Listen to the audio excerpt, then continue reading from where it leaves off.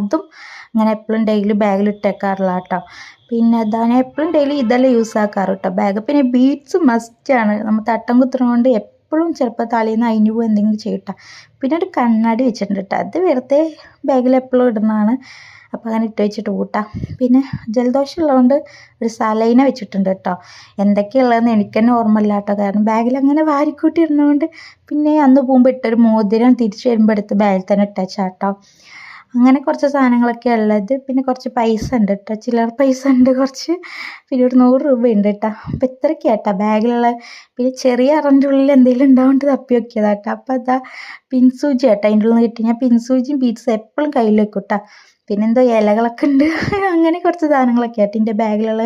ഇതൊരു black colour ബാഗാട്ടോ, എനിക്ക് ഭയങ്കര ഇഷ്ടപ്പെട്ട. കുട്ടീസിൻ്റെ കൂടെ വേറെ ഹാൻഡ് ബാഗ് സൈഡ് ബാഗ് തൂക്കാറില്ല കേട്ടോ, കാരണം കുറേ സാധനങ്ങളുണ്ടാവും. ഇതിപ്പോൾ ഞാൻ ഒറ്റയ്ക്കായതുകൊണ്ട് ഇത്രയൊക്കെ ഉള്ള കേട്ടോ. വീഡിയോ ഇഷ്ടമായി ലൈക്കും ഷെയറും കമൻറ്റും ചെയ്യൂ. Thank you for watching.